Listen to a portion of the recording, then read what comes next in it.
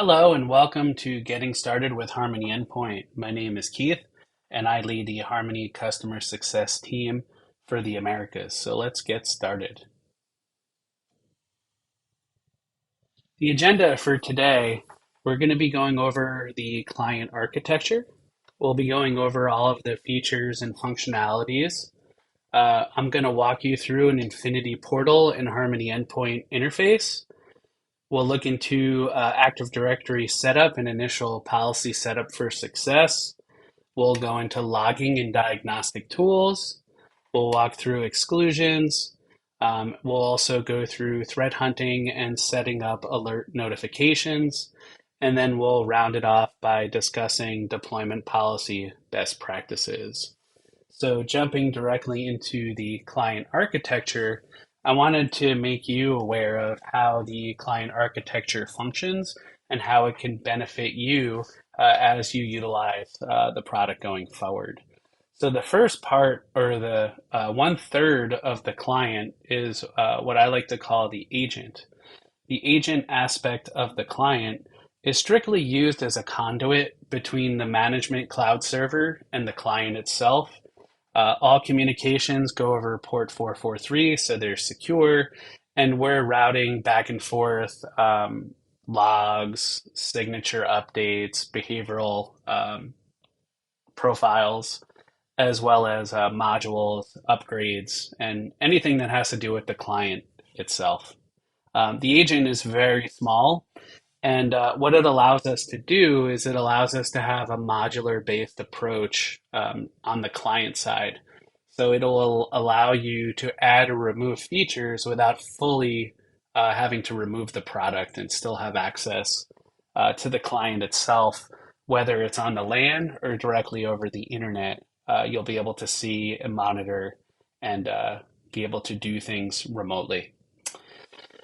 The second third of the product is what we like to call the data security functionality or data security blades. Those consist of full disk encryption, media encryption. So if you do plug in any type of devices that involves encryption, port protections. So plugging devices physically into the computers, having protections around that, application control, compliance, an endpoint firewall, additional developer protections, as well as our new posture management make up the data security aspect of the product. And then the primary function, or the last third of the product here, would be what we call our threat prevention, or if you may have heard the term, SandBlast. That is our threat prevention capabilities, which consist of anti-malware, anti-bot, anti-exploit, anti-ransomware, behavioral analysis, behavior guard, threat emulation sandboxing, forensics and threat hunting, as well as additional features from the browser plugin. So this is the architecture of the client itself, broken up into three separate segments. Moving further down, deeper into understanding the capabilities of the product and what you would like to utilize and deploy, let's start off with access control. So on the top right there, what the Harmony Endpoint client can provide is it does have the ability to do remote access VPN to checkpoint gateways, so not having to have a separate agent for that. Host firewall, compliance, and web browsing protection. So in regards to compliance, something that I think is important that you should be aware of is that our compliance module, besides checking to see if it has the latest updates, if it's called home, if all the modules that are running are running properly, the compliance blade will also allow you or give you full access to the system registry, whether that's in safe mode or not. That becomes very helpful, especially from remote capability, being able to adjust the registry remotely, being able to add or remove files remotely, being able to run a script remotely, running playbooks, automation, all of that is here inside compliance. Unfortunately, we don't have time today to go into depth about that, but that's something you can learn more about in the admin guide or with your SE. Moving on to sandboxing and CDR. So if you're not familiar with the term sandboxing, it's essentially taking a file that either we're going to be downloading or a file that has hit the hard drive. And what we do is we send that file to the cloud to be emulated in randomized environments that can consist of randomized versions of Windows, of Office, of PDF, you name it. And it's designed to essentially catch or see what that particular unknown file is trying to do. Is it doing regular user action, or is it trying to encrypt the hard drive or exfiltrate data? That's where the power of sandboxing comes in to help with that.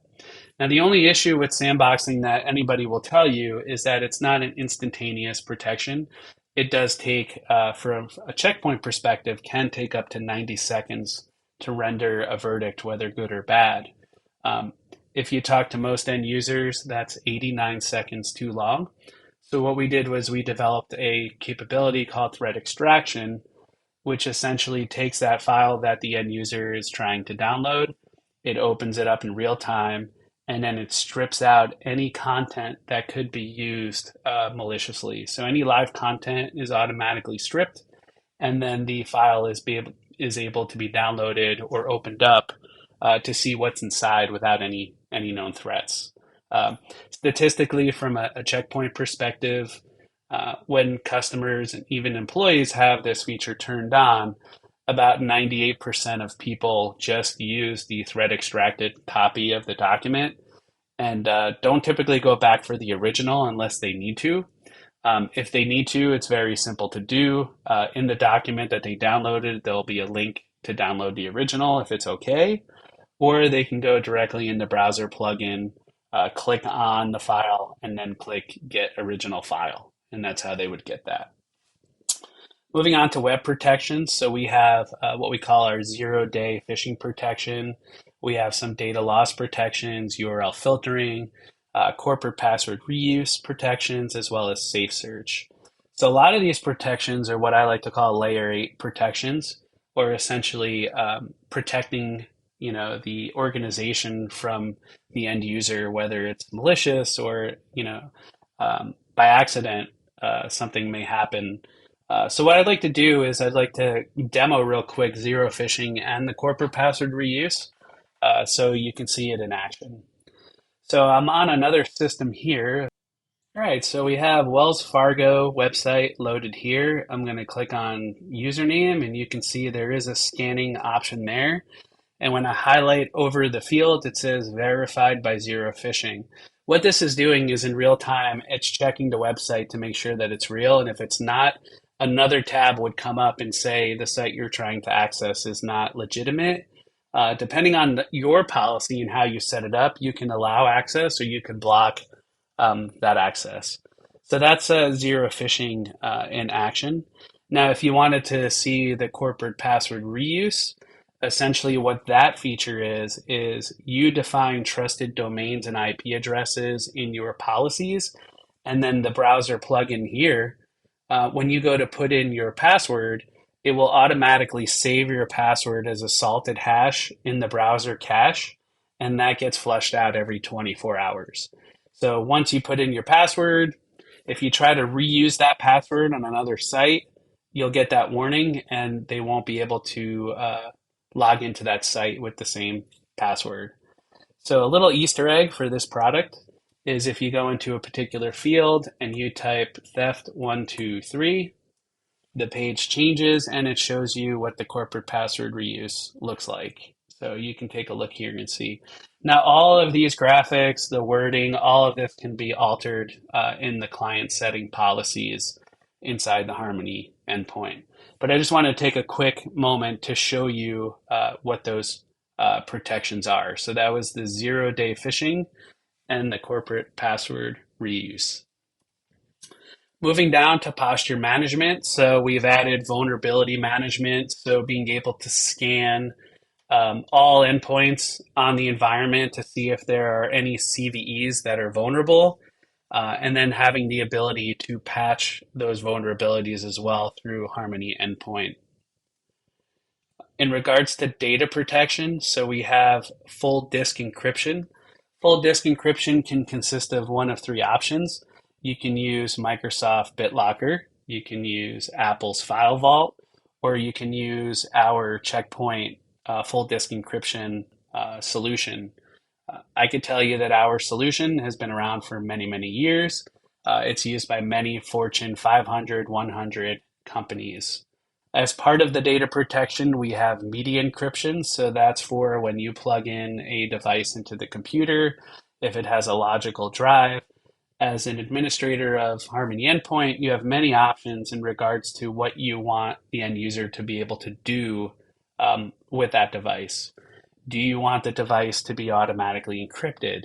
Do you want to only encrypt a certain percentage of that device or maybe the free space of that device? Do you want to decide what type of files are able to be read or written to that device based off of file type or whether it's business or non-business related? So you have a lot of options in regards to media encryption. Again, all accessible in the policies. Threat prevention. So the bread and butter here, our SandBlast technologies, 0-day protections. So we'll start off with anti-ransomware. So anti-ransomware is an engine that is designed to do a point-in-time snapshot of any files that are going to be used in a ransomware attack and then automatically restored, remediated without you having to send a truck or without you having to reimage a computer. And I will show you what that looks like a little later on. Anti-bot is our network protection for outgoing communications, checking for command and control, blocking those types of network traffic. Our anti-malware. So anti-malware is what we like to call a legacy solution. So it's your old school signature hash-based antivirus 1.0. With that being said, with today's threats, the anti-malware engine or module itself isn't really that capable of stopping a lot of the threats or unknown threats that are out there. So from a checkpoint perspective, we decided to focus our talents on the next gen capabilities in regards to anti-ransomware, behavior guard, machine learning, and all of the other items we'll be talking about. Since we don't really focus too much on the older legacy solution, we've partnered and OEM'd a few different anti-malware engines. So we have what we call engine number one or E1 is based off of Kaspersky. And then engine number two is based off of Sophos. So when you go to set up, your Harmony endpoint solution, depending on regulation, compliance, or government mandate, it may make sense for you to choose either E1 or E2 going forward. So moving on along, using machine learning, our anti-exploit engine. So going hand in hand with posture management, the anti-exploit engine will go and stop any type of escalation paths from a known vulnerability that may not have been patched yet. That definitely helps on our server platforms a lot. Moving on, Behavior Guard. So Behavior Guard is our next gen capability that's monitoring in real time the behavior of all processes, especially unexpected processes or processes that we don't know, and monitors and works with anti-ransomware to make sure that if anything does get manipulated, we're able to easily remediate and restore without a help desk ticket being needed. And then we have port protection. Port protection is essentially what do you want the endpoint to do when you plug in any device, whether it's an iPhone, a keyboard, a rubber ducky. You have the flexibility to decide what's allowed to be plugged in and what's not allowed to be plugged in to the machine.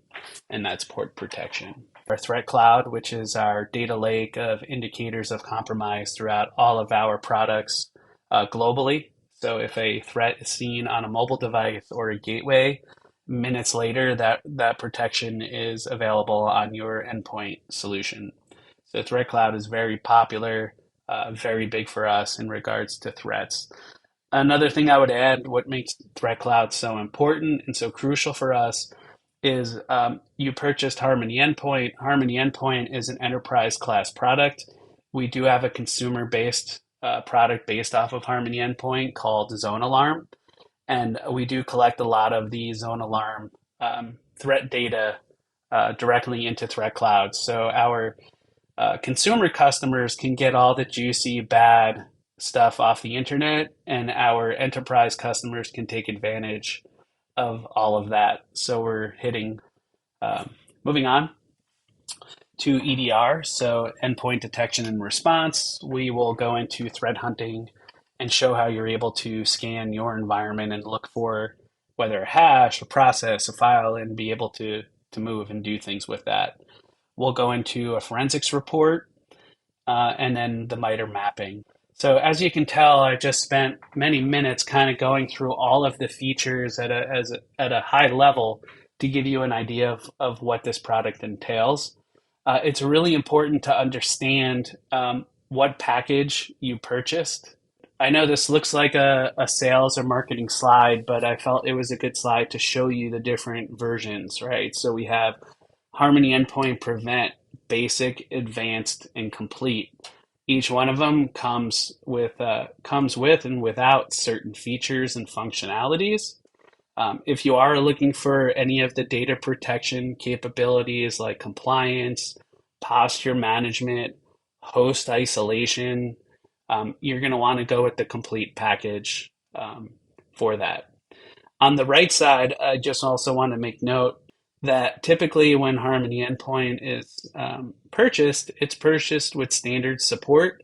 Standard support is 5 by 9, 40 hours a week, standard business days from that perspective. Premium, and then you also have Elite, and there's an additional support option called Diamond if you needed and wanted a dedicated engineer for your environment where you have weekly cadence calls and work directly with an engineer on any issues or any configuration and items that you would like to accomplish. And with that, we're going to jump into the portal and go through the interface. So when you first log into the Infinity portal, you're going to be presented with a screen, and you'll see this little menu button here on the top left. In the Infinity portal, this is where you get access to all of the Checkpoint products in the cloud. And we've broken this out into 4 separate pillars. And then Harmony is what we're talking about today, specifically Harmony Endpoint. So once you enable the application and you log into your account for the first time, you're going to be presented with this overview screen. Before we go into the overview and a lot of these options, I want to make you aware of some items that are universal throughout the Infinity portal. The global settings button down here is universal.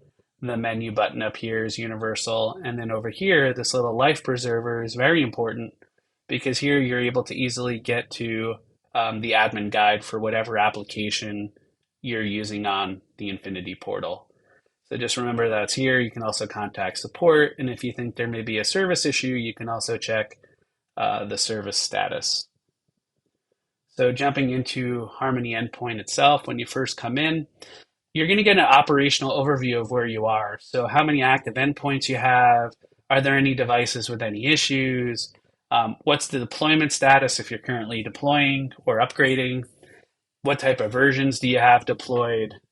So really quick, easy glance from an operational overview perspective to see where you are. The next place I want to show you is our getting started. And here we give you some options in regards to connecting your first agent, analyzing unprotected computers, setting up Active Directory so you can sync that as well. But also what's really important here is it also gives you the option to configure that anti-malware engine that I spoke about previously. So just a reminder, we have an engine called E1 and E2, and this is where you can make that switch or decide which engine you would like to use. The other area where this exists, and not to skip ahead, but under policy anti-malware settings, you'll see more information. So that is the overview of the Infinity portal as well as the anti-malware settings and getting started. From there, the portal itself is broken up into a few different sections. We have an overview section. We have our policy area. This is where all our policies live. Our asset management. So this is where we see our Active Directory, our computers, and we're able to do a lot of things in regards to push operations, and we'll go into that. Logs is where you're going to see your log items of when things do occur. You'll see log cards, and we'll go into that. Push operations is where you want to perform a function live instantaneously with a end user. So if you're troubleshooting an issue or you need to push out something, that's where push operation comes in. Or if you even want to collect logs, you can do that as well. The endpoint settings area will go into some more advanced features and functionalities. And then the service management gives you a perspective of where you are from your server environment. So what is the token name? What is the status of your server, the version number as well. So you're not really going to spend too much time in this screen, but it's here for you. Then we have a section for threat hunting, and those are the tabs overview for the portal itself. So first thing I'm going to do is I'm going to go over to our policy area because there are a few things we want to set up before we push out our first client or before we even set up Active Directory, right? So the first area I'm going to point you to is under the policy button here. We're going to want to go down to software deployment under deployment policies. Now, I just want to take a second to talk about what this is and the importance of it. In software deployment, this area essentially is designed, and the purpose of this area is two functions. The first function is to tell the client or the computer, the endpoint, what version of Harmony endpoint should be loaded and what modules or what protections should be loaded as well. This is not for initial deployment. This is not just, hey, I used this once and I'm moving along. These are active policies that are running. So if you go and, for example, I have my rule here for endpoint software deployment settings. This is for my endpoint. So all of my endpoints will get this software deployment rule. And what I'm able to do here is I'm saying I'm requiring version 8730 and these particular functions turned on. Now, because these are active policies, they're not used strictly for initial deployment. In the future, when we come out with a new version, let's say 8740, I very easily can go right over here to this dropdown and I can select the next version, hit save and install, or just save install policy. And what will happen is the clients themselves, they have a heartbeat and they call home every minute. And what they're going to see is they're going to see a change. And where are they going to see that change? They're going to see the policy change right here in the version number. And they're going to maybe be on version 69. They're going to see there's a policy update to version 70, and they're going to see, okay, I'm now required to run 8740. Now, what will happen is in the background, the client itself will go to the cloud management server and pull down the upgrade automatically in the background, and then we'll do an in-place upgrade. Your choice of how or what interactions happen with the end user. You can do it completely silently. You can stop reboots. You can force reboots. You get to choose all of that under here, under what we call client settings. So again, doing in-place upgrades directly inside the product by just doing this dropdown. And then the other aspect is enabling the features and the functionalities. Now, the reason why I stress this, and this is the first thing I'm showing you, is this is a typical miss that a lot of customers may have where they don't configure this in any way, or they just have it set to one rule that's set to do not install. And what they do is they push out the client, they do their policies up here, so the threat prevention policies up here. But when they go to look at the endpoint, there are no modules loaded because this section is not set up. So Just make sure that you set this up. Now, most customers will use a third-party tool to do the initial deployment, like an SCCM. You can see here, I picked this for Windows. We have tabs for Mac OS as well as Linux. And you can have a policy with mixed clients in there. So Windows, Mac, Linux. Moving on to the client area. So this is where you would go to get your client or to generate your client. And it's really simple to do or to edit. So you can go to add, you can give it a name, call it initial pilot client. You pick your OS, you pick your version, you decide what modules you would like to load. So let's load these guys, and let's say we have VPN. Let's just load it all. And then we click next. Here we have the option to add a virtual group or a VPN site. I'll highlight what a virtual group is later on.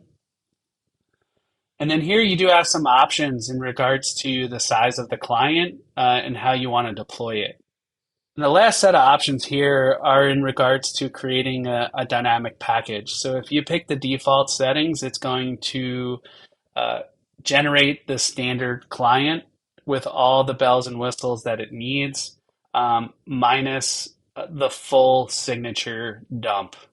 So if you would like to have everything included in the installation, you can go ahead, click minimize package size, decide if you want to enable any of these, and then make sure that the anti-malware setting is set to full signatures.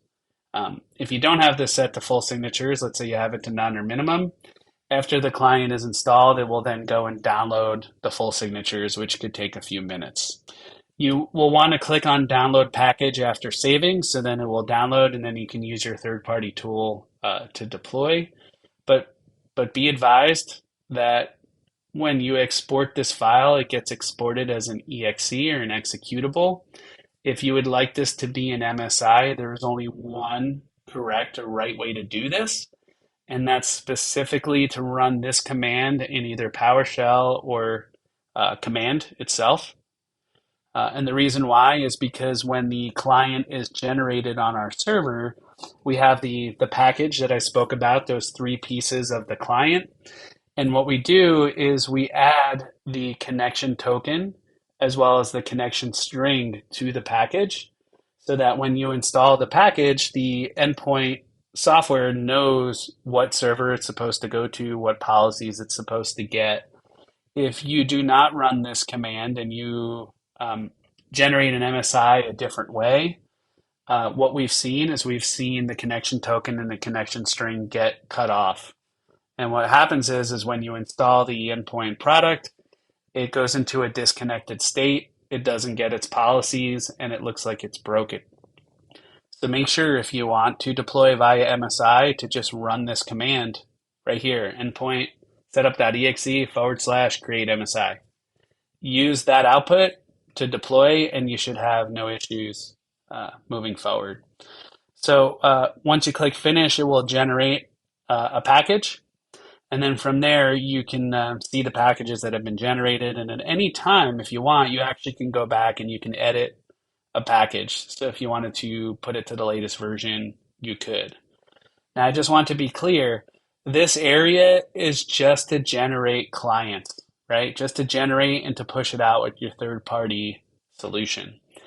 Adjusting these settings here, deleting all of these does not have anything to do with what we were talking about before under software deployment. So these are live active policies. These need to be set and they need to be good. Over here, these are just generating the endpoint client itself. All right, so now we're going to head over to the policy area. Once we click on policy, we're going to expand it out and talk more about this here. So at the top, we have our threat prevention capabilities. And my interface may look a little different than yours because I have my policies broken out, where you may just have one area that says threat prevention. Don't be alarmed. All these features and functionalities are just located here in the individual tabs from that perspective. So at the top, we have our threat prevention capabilities. Then we have our data protection policies. And then we have our client settings. We previously just went over deployment options and the export package. So when it comes to policy capabilities, the first thing I just want you to be aware of when it comes to Checkpoint and our products is how rules are actually utilized or administered in the product. So the way that the rules are processed in an order from top to bottom. Once a match for a device is made, that policy is applied to that device. So, for example, if you create two policies and the device would match both policies, the topmost matched policy will be applied to this device, and the rest of the rules will be ignored for this device. So, one of our best practices is to place the most specific policy highest in the list and then having your global policy being at the bottom or your global default policy being the catch-all. You then can move your rules up and down and drag and drop accordingly depending on how that works. So if you take a look at the rules that I have set up here, the policies, the first one that I have here is for troubleshooting. The second one is for testing.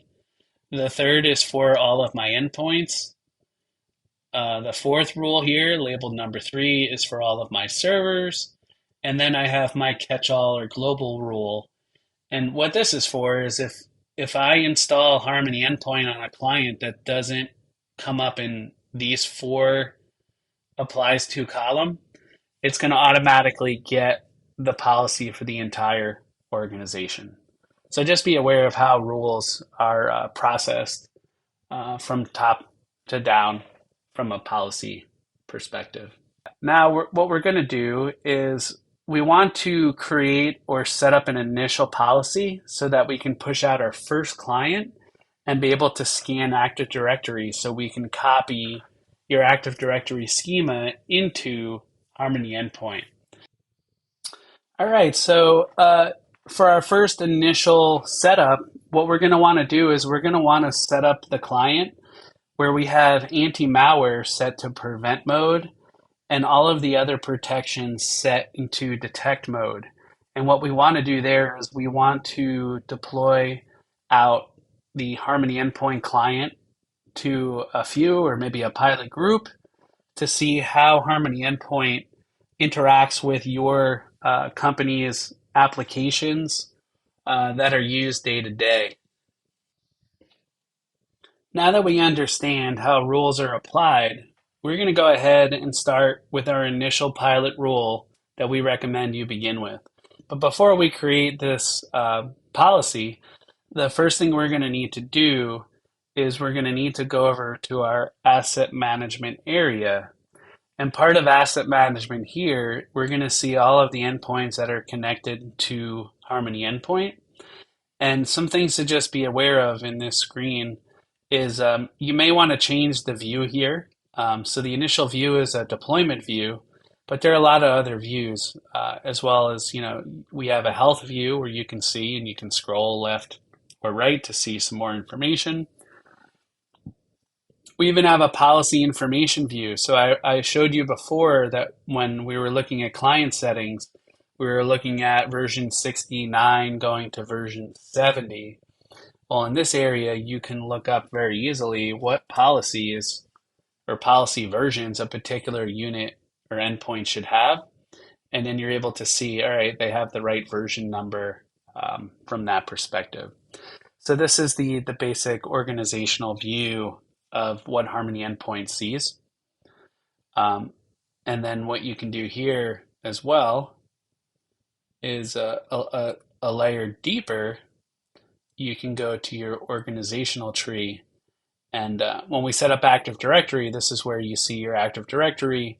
But why we're here, why did we come over to asset management? We came over here for virtual groups.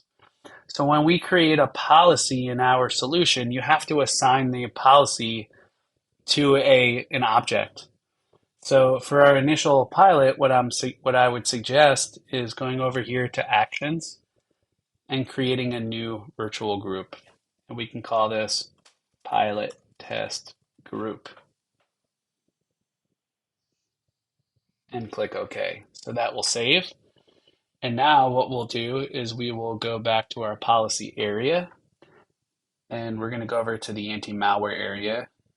And I'm going to select the entire organizational rule of the default policy. And I'm going to go up to the top and I'm going to hit clone and click clone above and call this pilot testing policy. Now, as I mentioned, you have to apply something to the policy. So going to apply the pilot test group I just created, which is blank or empty. And once you enable that, you'll see what devices are affected and where are we cloning from. So I'm going to click OK. And this is now going to clone that rule. And here's my pilot testing policy. Now what we're going to want to do is we're going to want to go to policy mode and we can go to default, custom, recommended. You can go through the different options or we can just manually do it. So what we want to do is we want to make sure anti-malware mode is set to prevent. Let's go to advanced settings.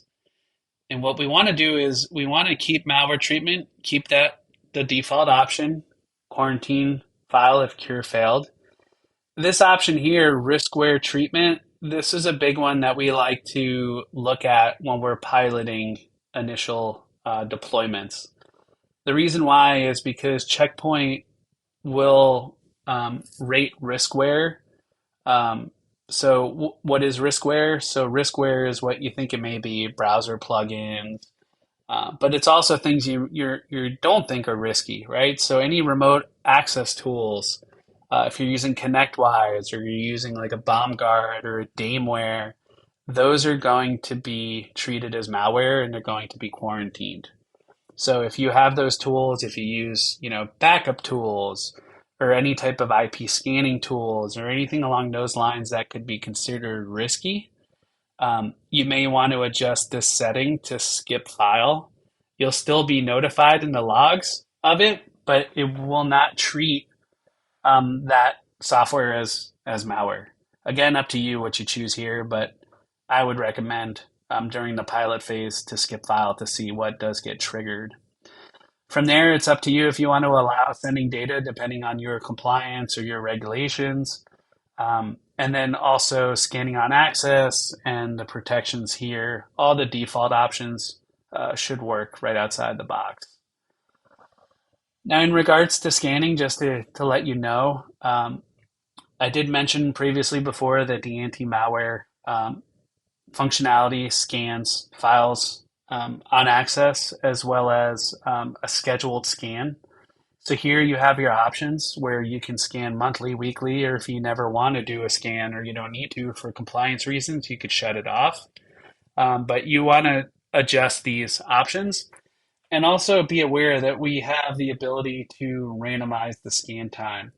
So I highly recommend that you turn on randomized scan time and then, if applicable, try to pick after hours, early morning for those scans to occur.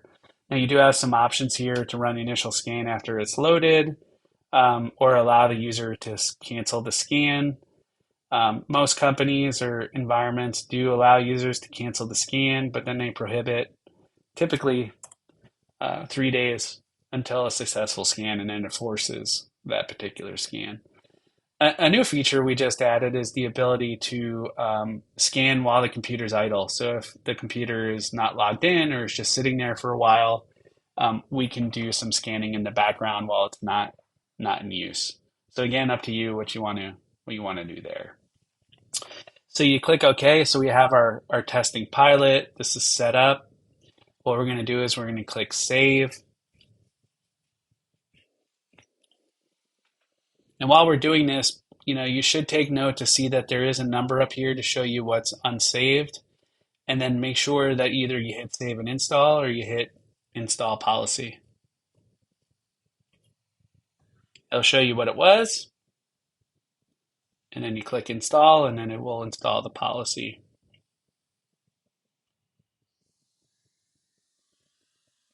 So now that we have our initial policy here specifically for anti-malware mode, what we can also do in my particular interface, I would have to go through and create a rule for each module. But what you can do is on all the additional tabs, um, where it says anti-ransomware mode, you could put it towards detect. And again, protection mode. Here I would put medium and high, and we give you warnings about that. Again, we tell you what to do here. But we do have a secure knowledge base article that I will share with you after this session that goes into the best practices on what to set up, picture directions, really easy to follow along. But what you'll want to do is you'll just want to make sure you set everything to detect mode, but the anti-malware. So with that, once we have that initial policy set up, we're going to head over to the endpoint settings, and we're going to go over here to the AD scanner. So if you're interested in copying your AD structure into Harmony Endpoint to be able to allocate policies and rules, click Set up Full Active Directory Sync. Now, the way that we accomplish this is we use the agent itself as an AD conduit. So what you would do here is after you push your initial client, let's say to folks in IT, you're going to select one of their computers.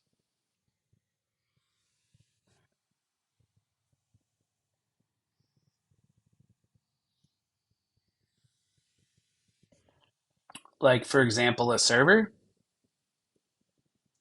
You're going to put in a username, domain, and then a password. Um, it doesn't need to be a global admin or domain admin. It just needs to be an end user that has read access to any of the areas or all the areas of Active Directory. So we see all the machines come into Harmony Endpoint. I do recommend that companies or organizations create a service account, label it, Harmony Endpoint, Active Directory account, or something like that. So and make note of it, and then you have that here. And then you would put in the address of your domain controller. You would want to use SSL, hopefully, between the communication of your client and your Active Directory server, and you would put this in here. Now the minimum sync is 120 minutes. You can't make it sync any faster than that, and then the maximum would be 240 minutes. So you would go ahead, you would click OK, and you would set this up, and then and after a few minutes, if you were to go over to asset management, you were to go over to organizational tree, you'll see your whole Active Directory tree show up here under directory. And then you'll be able to then either individually add either users or machines to this area. Or what you can do is you can go back to asset management. You can go to your organizational tree. You can go to your virtual groups. We can even search for it. So go to our pilot group and then say, you know what, I'd like to add machines. So there would be a plus if we had additional machines to add.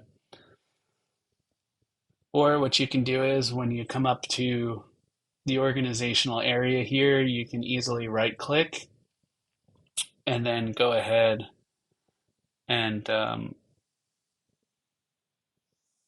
then click add to virtual group. And then from here, you would have the pilot test group. Once that occurs, and you have your pilot rule, which is right here, and you have those machines in this test group, after a minute or two, they should get their updated policies. And then going back to asset management, you should be able to see if you go to the deployment tab, your last connection time of when they last called in, right? So you have up until a few minutes ago on a lot of these machines. The other thing that you can do here, which I believe is also pretty helpful, is if you click on this little button right here, you can add additional fields. So if you wanted to see the IP address of that particular endpoint, there's a lot of options that you can look and view to understand what's going on. Let's say you want to know if a particular machine is in a virtual group. You can also do that as well, and then it'll show you which virtual groups they are connected to. And if you click on the machine itself, down below it'll show you what they're a member of, what the OS version is, and that information as well. So a lot of great information here. You also have the ability to right click on any machine and you'll see a lot of options. Most of these are the push operations, which we haven't gotten to yet. But you can do things like view your computer logs, create a virtual group, reset computer data, run diagnostics. There's a lot that you can do here from that perspective. All right, moving on along. Now that we have the client on the machine and it's getting the right policies, we want to monitor, we want to see, is anything triggering? Are we having any performance issues? So we're going to go over to the log area. And here you're going to see something come up like this, where it'll say the last 24 hours, it'll show you the modules you have loaded. And if you do have any hits, this will change dynamically based off of that.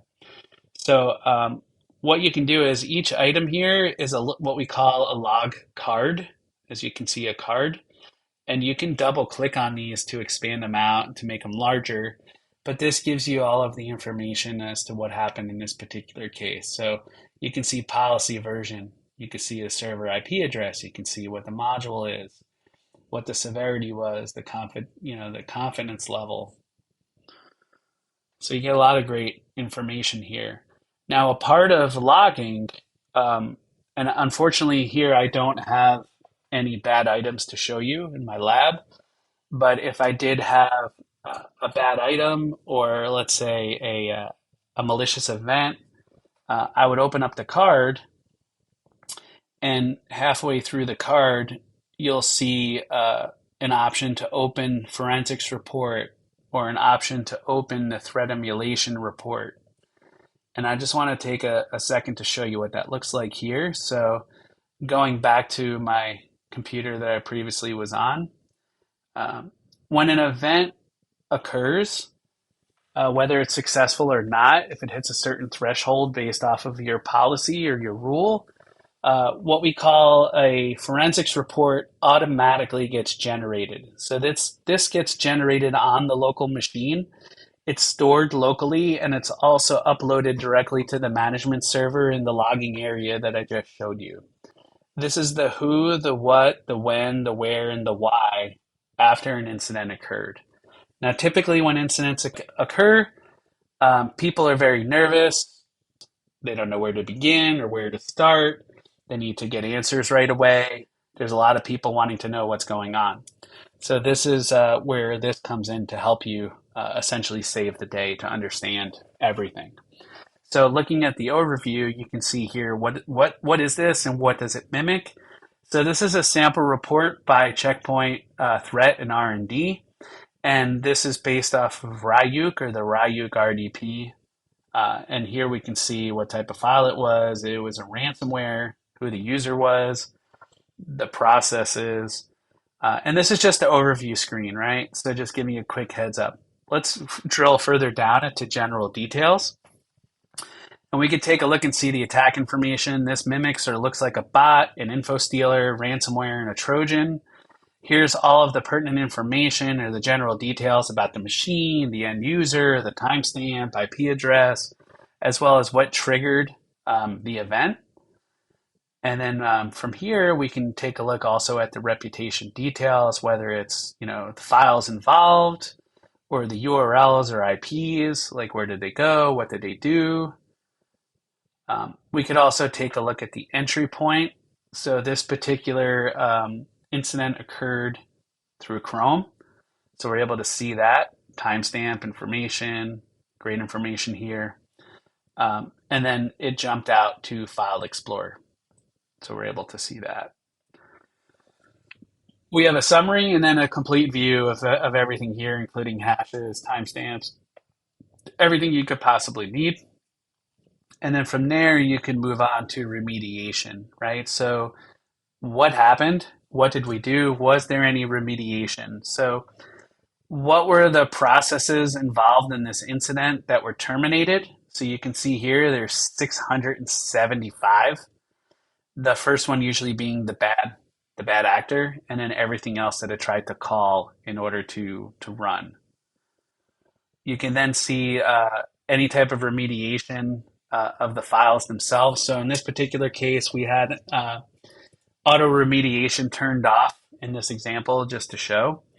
And we can see the 6 files that were involved in the actual incident themselves. And then we can see the files too. So the incident processes as well as the files for that. So taking the ambiguity out of what happened and where are these files and what did they do. We can then take a look at the business impact. So what do we think happened or what did we lose? So possible credential theft from Chrome, data tampering. So again, remediation was not turned on. So file data was lost here. Files were deleted. There was a privacy violation as well as 392 files were lost. So if we had auto remediation turned on, we may have had data exfiltrated or lost, but we would still have the data locally. From there, we go to suspicious activity. And under suspicious activity, we go to suspicious events by the highest severity to the lowest. And you can see here, we have something called volume shadow copy deletion. So a lot of vendors in the industry will utilize third-party tools like Microsoft Volume Shadow Copy to do file backups or to do some form of remediation. They don't have it built into their product. And that's a big miss. And the reason why is because a lot of these threat actors, one of the first lines of code that they put in is they want to flush out silently or delete all shadow copies. So if you're not familiar with shadow copy, I believe it's still here in Windows 11. You're able to right click on a hard drive and you see this tab for previous versions. This is VSS or Microsoft Volume Shadow Services or Volume Shadow Copy. This is what gets deleted, right? And this is what other vendors may use. We do not use Volume Shadow Copy for our anti-ransomware capabilities, which I mentioned before, the ability to take a point-in-time snapshot, restore those files automatically. While I'm actually on that topic and I have this window open, let's show you a little more about that. So if I go into my local endpoint that has Harmony Endpoint loaded, as you can see here, I have shown all of the hidden files on this computer, but if they were not shown, you would see on the local drive, we have a folder called Harmony Backup. This folder is the one that's being used by anti-ransomware to save point-in-time snapshot of files. This folder is very small, so it can only grow till about a gig in size. And the way that the solution works is when you download an unknown executable that we've never seen before, it will go through all of the other modules, all of the other defense and depth layers that we have in Harmony Endpoint. But when we get to post-execution protections and you double click on that unknown executable, 2 things will happen. We'll have Behavior Guard kick in and monitor to see what it's trying to do. And then Harmony anti-ransomware will go and see, all right, what is this particular file trying to call or what is it trying to do? If it's pulling or wanting to pull these files, before I give it access to do that, I'm going to make a copy of those files in this Harmony backup folder. Now let's say that the event is benign and it's not an event, it's just a good download or a good executable. After 30 minutes, after 60 minutes, those files will be flushed out of this folder and they're not saved. So it's really a point in time snapshot to restore files in the case of a ransomware event. It's not backing up full applications. It's not backing up all the folders on the computer. It's specifically backing up user data files like Office. And in the policies themselves, you can look and see what file types as well as what file sizes are applicable for this. So to give you an idea, the default file size for anti-ransomware is 25 megabytes or less. I recommend that later on you go in and you adjust that setting for possibly PowerPoint, for Word, for Excel to be a little larger. Um, just a recommendation there. Part of the anti-ransomware blade as well is it also creates honeypots throughout the endpoint. So you can see here one that says Harmony Agent Security Repository, do not discard. Now, if you do delete these honeypots on the local machine, they'll just regenerate after a certain amount of time. And these are here as a essentially a honeypot for any type of ransomware that comes onto the machine. That the Harmony endpoint will point that towards the honeypots over your user data just to make sure for another layer of protection that we're catching this so we don't have an event on your machine. Now these honeypots are all throughout the machine. So if you go into C Windows, there should be one in C Windows, System 32. They're all over, and some of them we've had customers ask, can we hide them? Can we unhide them? And we need to keep them visible. So the tools believe, or the threats believe that it's a real folder that it wants to encrypt. So a lot of great technology happening there. Going back to the forensics report here, showing you the volume shadow copy being deleted. And then there's other indicators here, right? So service stop, man in the browser, you can see that. Data encrypted for impact. And the list just goes on of the suspicious activity. You can also see this from a network events perspective. So where did it go? What countries did it hit? And then if you're utilizing or like to work with MITRE, you can also see all of your threats or this particular threat from a MITRE perspective. And this is not just a pretty graphic. This is the actual event being correlated with MITRE. So I can click on this button and you can see in this particular incident, we had a privilege escalation, low severity. And at any time, you can just click back and further take a look at this. And then the last part of the forensics report, which comes to the tree and tree timeline. So let's take a look at the tree. So this is more of like an interactive screen where you can zoom in and out and you can select different aspects of the whole kill chain or the whole process of what happened and kind of follow through what changes occurred, what happened, things along those lines.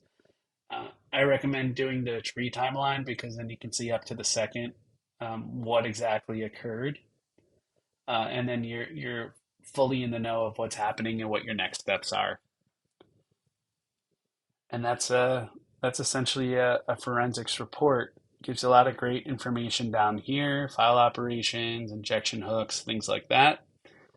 The other thing that hopefully you're aware of too is besides file protection, we also do fileless protection. So scripting, things along those lines. And here's another forensics report that's using a PS miner. So this is more of like a crypto mining fileless script that's being run. And when I look at, and this is a real forensics report, just showing you real quick, just a different one.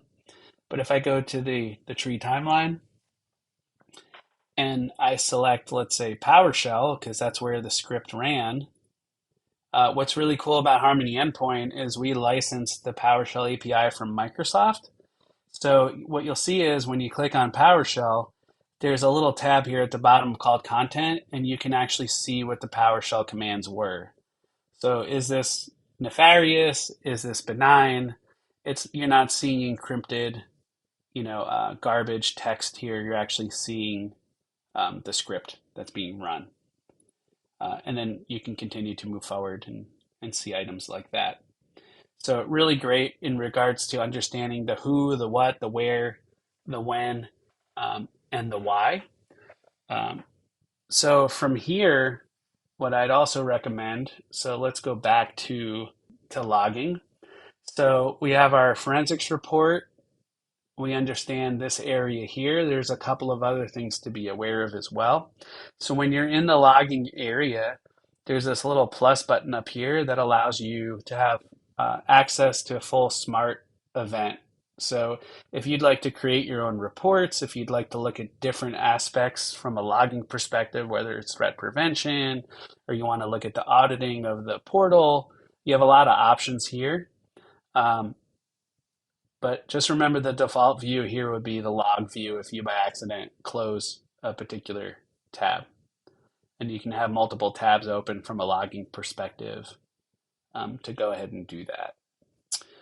So following your journey of deployment, we're looking through the logs. We're looking to see, are there any hits? And let's say there is a hit and we do need to create some type of exclusion. The easiest way to do this, and unfortunately I don't have a card to pick, but the easiest way to do it, file name or a URL or anything in one of these columns, what you can do is you can right click on the screen. And when you do, you're going to see these options here. So create an exclusion for all rules or create exclusion for effective rule. So let's say create exclusion for effective rule. We're going to click on that. And it's going to take us over to our exclusion area, and it's going to give me the option to create an exclusion here for that. Now, just to be aware and just for you to understand, it's really important that if you see a little informational button here to click on it, because we give you great information in regards to how to input the exclusion properly, or if it's an automatic exclusion as per the right click. So how do we get to the exclusion area? What you do is you go to your policies, you select the policy that you want to adjust. So let's say I'm going to go to anti-malware, my pilot testing policy.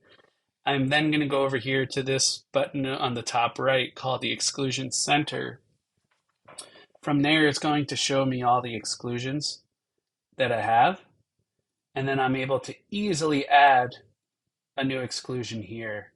And there's multiple exclusions, so you want to be careful and understand which exclusion you want to put in there.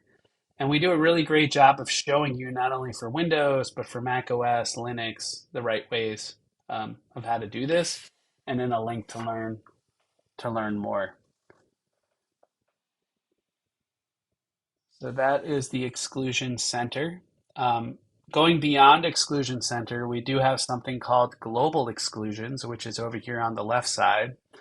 And these are exclusions that you would like to create per module for all of the rules. So for example, I have a global exclusion here for forensics, where I am going to be excluding Mongo database globally for all of my rules. So if I go into my forensics blade, you could see I can go to any of these exclusions and you'll see down here, these are the global exclusions. You'll see that that's there. Global exclusions do not apply to all of the blades. They only apply to the specific module that you set the exclusion for. And you're going to see more work around exclusions and simplification of exclusions as you continue to utilize the product moving forward. So after exclusions, something that may come up or you may wonder is, I would like to deploy Harmony Endpoint to, beef your workstations or to possibly servers, and I'd really like to understand the utilization, or maybe I feel like there may be a performance issue with an endpoint or with a server. Now, what you have to understand is that your previous solution, if it's not a next gen solution, if it's more signature based, old school, that will always take up less resources than this newer next gen um, solution, right? So we typically, from a utilization perspective, try not to take more than 8 to 10% of the capabilities of the endpoint. Typically hovers around 2 or 3% of the total hardware utilization. But there are times where software can interfere or something can happen with a misconfiguration where we do see performance get hit. And what I'd like to do is I'd like to show you a tool that can help you determine if there is an issue and which module may be at fault and if there are any exclusions that can help the situation. So from here, going to push operations, we have a lot of options. And here you have a nice um, area wizard to kind of go through the different options. So from an anti-malware perspective, we have these options of scanning or updating or restoring the file. From forensics and remediation, we can analyze, we can do a remediation of a file. If you have Harmony complete and you deploy the firewall endpoint blade, you'll have the ability to isolate or release the computer in the case of an incident, whether you want to automate that or do it manually. So be aware of that. That's how you can do that from here. And then you have agent settings. So the agent settings themselves are very helpful for Harmony Endpoint, but they're also helpful from an IT perspective. So from a Harmony perspective, collecting logs, repairing the client. From an IT perspective, being able to remotely shut down, restart the computer, being able to remotely uninstall the client. We have the ability to do a full application scan, so you can do a push command to scan that machine, and it'll come back and tell you what applications are running. You can also see what processes are running in real time, and then you can kill those processes, or you can run a remote command, a remote script. You can do registry changes. You can add or remove or adjust registry keys, whether they're in safe mode or not. We can add, remove files, adjust a VPN site, collect processes, which I just mentioned that we can then later kill, search and fetch for files. And then this is the option that I was going towards, which is the run diagnostic. So you click on run diagnostic, you add the machines that you would like to run the diagnostic on, and you hit next and deploy. So we'll do it for one here, and I'll do it for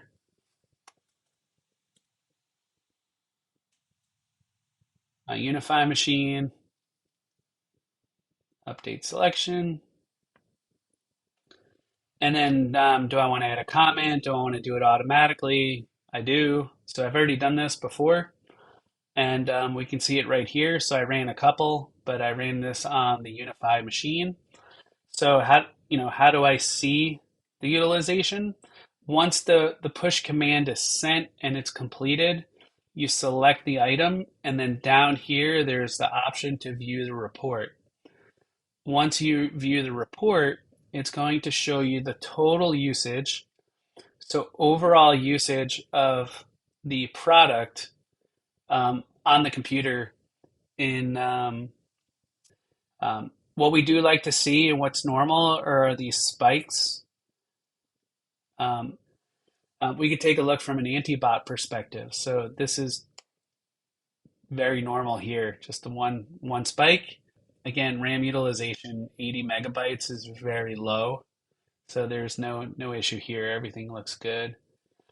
Taking a look at forensics. So forensics involves anti-ransomware, behavior guard, as well as the reporting or the forensics report. And you can see utilization is extremely low at like 6% or 0.66%.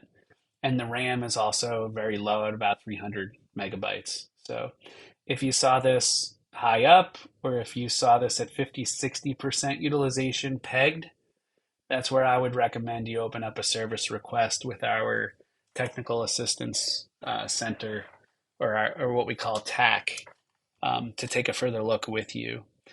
And then we can also look at threat emulation. So what's threat emulation doing on this machine? Where are the spikes? Where's the utilization?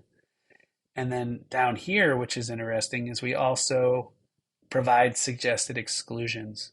So it suggests that I exclude this, which I already had, but let's take a look and click on that. So I clicked on the view, and then I click on create. It already exists, but it'll automatically create that exclusion for you from that report. So let's go back to push operations. So this is a really powerful tool to tell you like what's going on a particular endpoint, to see, am I having a performance issue? Where is the performance issue? So here's another machine, and this is the machine we're using today, where I showed you those websites. Again, you can see utilization should be primarily below 10%, with these spikes are normal. And then the RAM utilization as well. Could be a little lower, but I have a lot of things going on this particular machine. And we can see that compliance is the one that's causing this. So again, just taking a look and seeing. So here are two different exclusions that it recommends.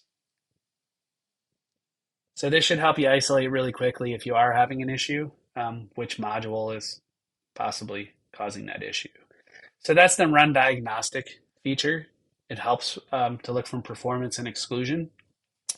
Now, another feature that we have as part of the client, and this is more from a troubleshooting perspective, is if I go to my computer where I have the client loaded on Windows, right? So I'm on a Windows computer here.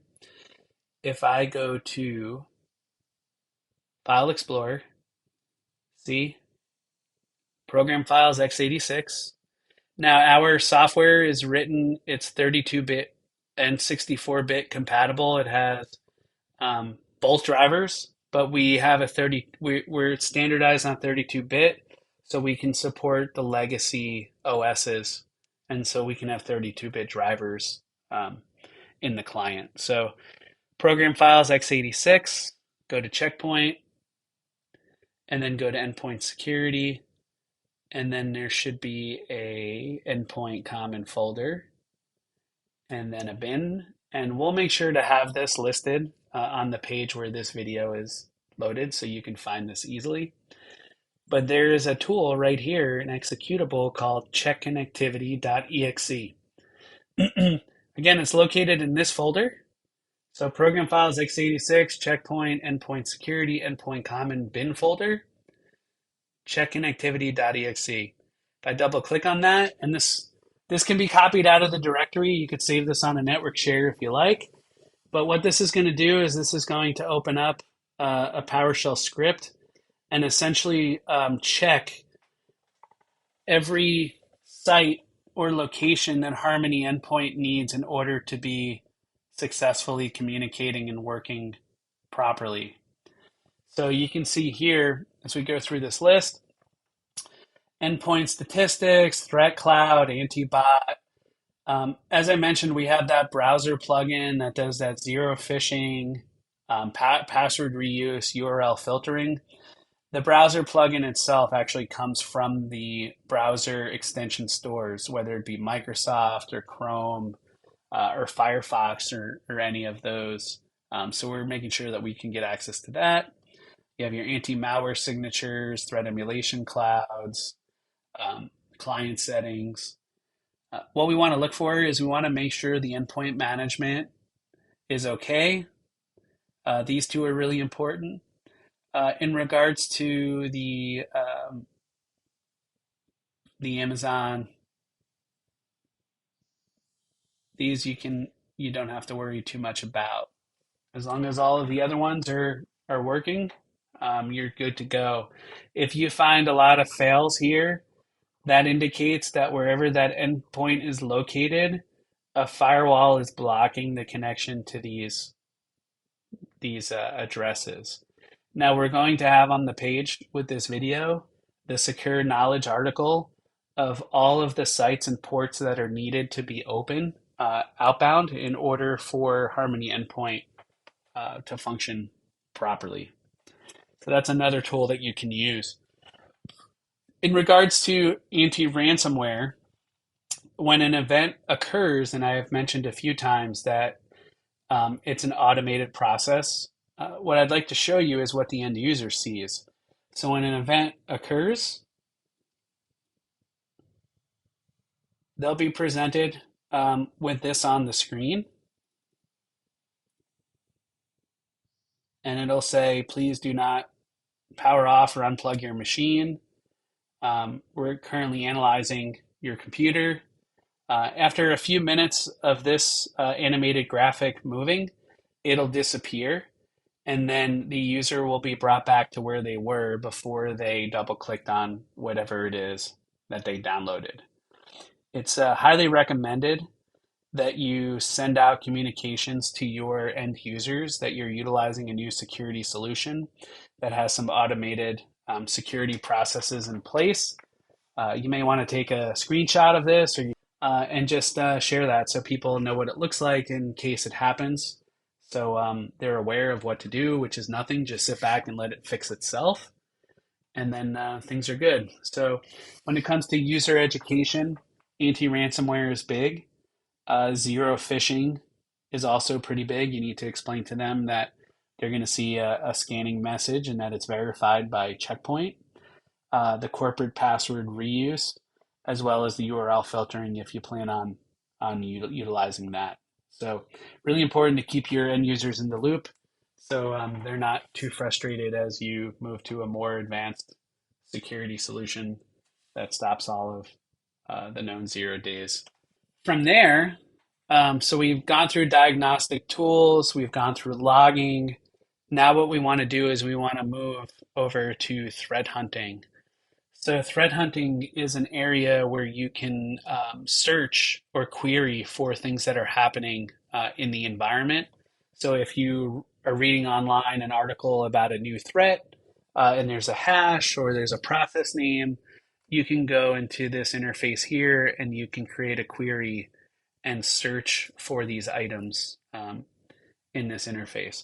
So when you do click on this and you do enable threat hunting, there's two things that you need to do. The first thing you need to do is you need to go to your policy area, and I believe we need to go to forensics.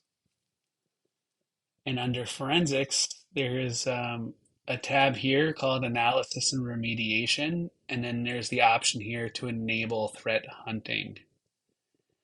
So this is where you turn it on, and then you push out your policy, and then data and machines will start to appear here in the threat hunting interface. So you can see you have 2 Macs, 5 Windows, total 8 machines. You can click on this and see which devices are connected. And then what you're going to want to do is one of two things. You can either click on this pink button right here or click on this menu button over here. They both do the same thing. They bring up this hamburger menu. And there's a couple things I want to point out here. So from a checkpoint perspective, we create some predefined queries. So we have queries based off of detections, real world breaches, MS Office anomalies, as well as others, shadow IT, persistent threats. We're going to want to go over to the notification area here.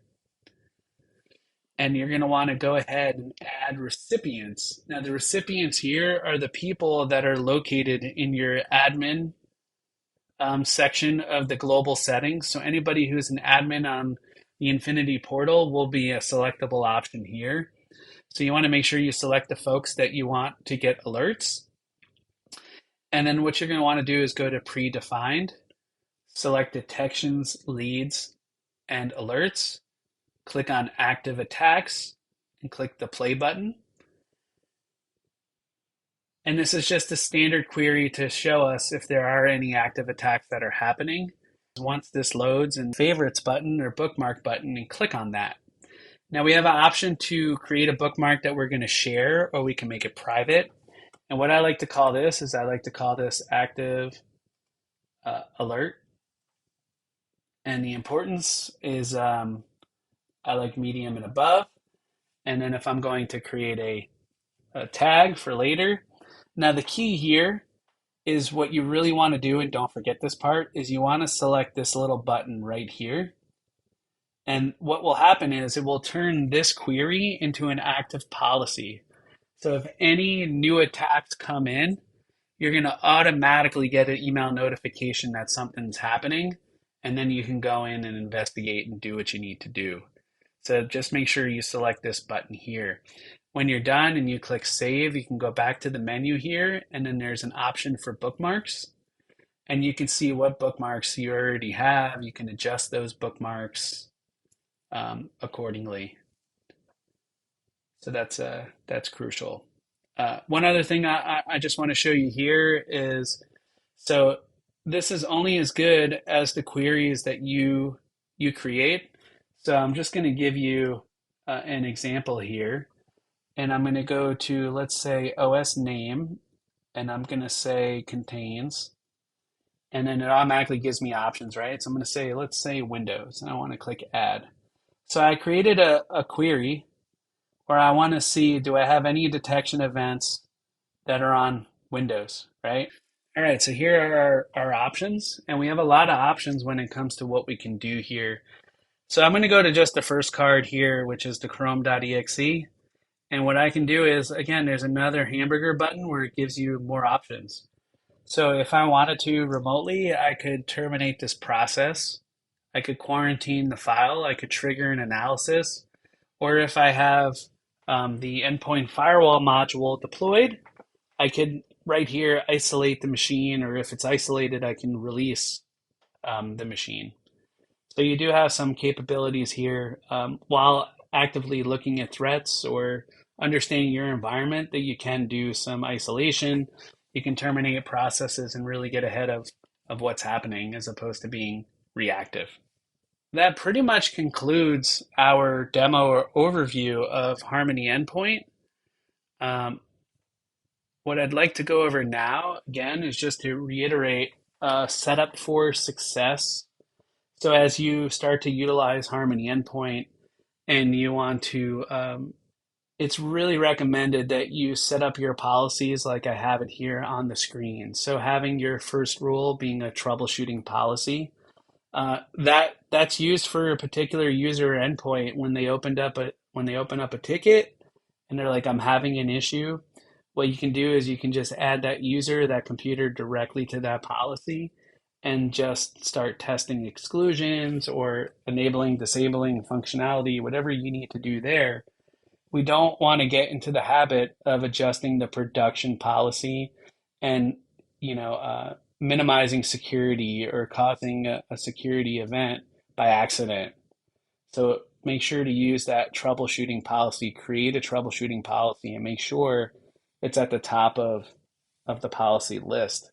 The second one is used for testing, right? So we're going to be testing new policies before we push them out to production. What's the impact? Is it what we like? Do we not like?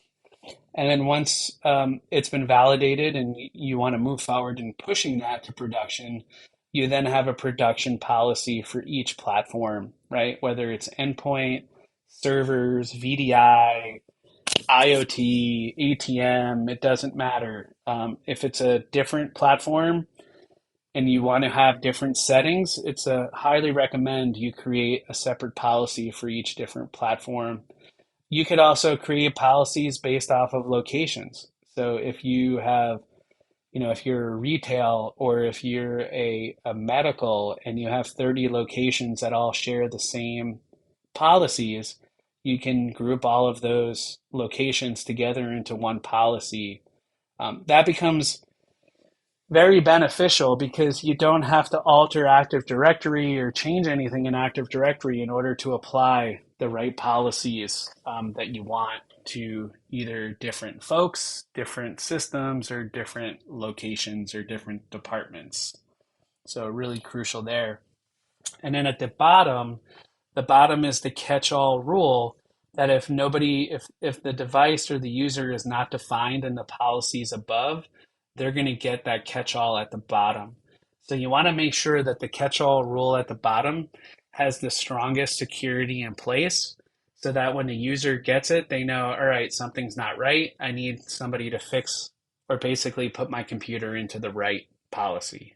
You don't want to have your catch-all policy be completely wide open because if you're not paying attention or if somebody else does it, you could have a security incident. So be aware of that.